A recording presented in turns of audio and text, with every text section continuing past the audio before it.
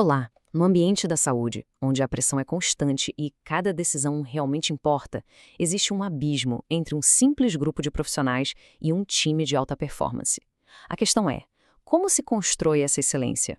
Bom, hoje a gente vai explorar alguns mapas, verdadeiros guias para essa transformação. A ideia é converter talentos individuais em uma força coletiva que consegue alcançar resultados extraordinários. Vamos lá! A pergunta que norteia toda a nossa conversa é exatamente esta: como é que se pega um grupo de pessoas, cada uma com seus talentos, e se catalisa a transformação delas numa unidade coesa que entrega resultados de altíssimo nível? Esse é o grande desafio, mas também a grande oportunidade para qualquer liderança. Para guiar essa exploração, nosso caminho tem 5 etapas. Primeiro, a gente estabelece a base, entendendo o papel da liderança. Depois, vamos decodificar como acontece o desenvolvimento de uma equipe. Na sequência, o coração da nossa análise. Vamos mergulhar em 3 mapas clássicos desse caminho. A gente vai ver também algumas ferramentas que ajudam em desafios bem específicos. E no final, vamos conectar tudo isso, focando em como aplicar esses modelos no dia a dia. Então, vamos começar pelo começo, pela base de tudo. No setor da saúde, colaborar não é só uma boa ideia, é uma necessidade vital. Pensa numa cirurgia complexa ou no atendimento de uma emergência. O sucesso ali depende de uma sintonia perfeita entre diferentes especialistas. E é exatamente aí que a liderança eficaz entra como grande catalisador, sabe? Ela que transforma a competência de cada um na excelência do time todo.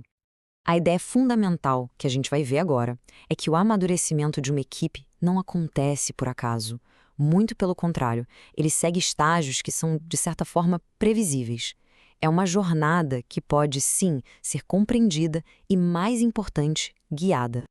Mas, afinal, o que é um time de alta performance? Olha, é bem mais do que só um grupo de gente talentosa. É uma unidade onde o resultado do todo é muito maior do que a soma das partes. E quais são os ingredientes-chave para isso? Sinergia, confiança mútua e uma capacidade constante de não só atingir as metas, mas de superá-las. E aqui está o pulo do gato. Embora existam vários modelos teóricos para descrever essa jornada, no fundo todos eles estão mapeando o mesmo fenômeno universal. São, na verdade, lentes diferentes para a gente observar a mesma trajetória de amadurecimento de um grupo. Agora sim, vamos analisar 3 desses mapas. Eles nos dão uma linguagem, uma estrutura para a gente conseguir navegar pelas diferentes fases que toda equipe atravessa, desde o momento em que ela é formada até o pico do seu desempenho. Nosso primeiro mapa é talvez o mais famoso de todos, o modelo de Bruce Tuckman. Ele foi desenvolvido lá nos anos 60 e virou uma referência por descrever de um jeito bem simples, mas muito poderoso, as fases que quase todo grupo passa. O Tuckman propõe 5 estágios, um depois do outro. Começa com a formação, depois passa pelo inevitável conflito, avança para a normatização e o desempenho, e por fim chega no encerramento, que é quando o ciclo daquela equipe se completa. Cada estágio desses tem um foco bem claro. Na formação, o que reina é a incerteza, a busca por uma direção.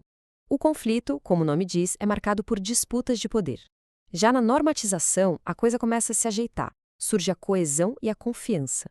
No desempenho, o time atinge a sua máxima produtividade, e o encerramento é para gerenciar a transição. Entender isso ajuda a liderança a saber exatamente como agir em cada momento. Nosso segundo mapa, a escada de Cog, do George Charrier, traz uma perspectiva muito parecida com a do Tuckman, só que usa uma linguagem um pouquinho diferente. É mais uma prova de que a gente está, de fato, observando o mesmo fenômeno. Os degraus de Cork são polidez, aquela fase inicial em que todo mundo é cordial. Depois vem o por que estamos aqui, que é a busca pelo propósito. O poder, um estágio de conflito bem parecido com o storming do Tuckman. A cooperação, quando o foco se torna coletivo. E, finalmente, o espírito, que é o ápice da sinergia do alto desempenho.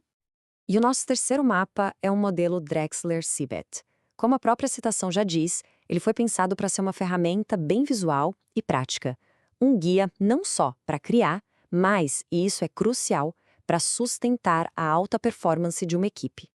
Esse modelo é um pouco mais detalhado, com 7 estágios. Ele começa na orientação, passa pela construção de confiança, pela clareza de metas, pelo comprometimento, pela implementação, chega no alto desempenho e um ponto super importante, ele inclui a renovação, reconhecendo que o trabalho em equipe é um ciclo contínuo. E aqui está o grande poder do modelo Drexler-Sibet, a sua capacidade de diagnóstico. Para cada estágio, ele mostra a diferença entre um estado resolvido, ou seja, saudável, e um não resolvido. Por exemplo, na fase de metas, um time que está bem tem uma visão compartilhada. Um time que está travado nessa fase vai demonstrar apatia, ceticismo. Para quem lidera, isso é como um raio-x que mostra exatamente onde é preciso intervir para destravar o potencial da equipe. Ok, agora que a gente já conhece os mapas gerais da jornada, vamos adicionar duas ferramentas bem específicas ao nosso kit de liderança. Elas são perfeitas para navegar em dois desafios muito comuns: gerenciar mudanças e conduzir conversas de coaching que realmente funcionem. De um lado, a gente tem o modelo do Kurt Lewin, para gerenciar mudanças com os passos de descongelar o estado atual, mudar e depois congelar o novo estado. Do outro, o modelo GROW, do John Whitmore, que é uma estrutura de coaching focada em definir metas, analisar a realidade, explorar opções e definir a vontade ou a ação.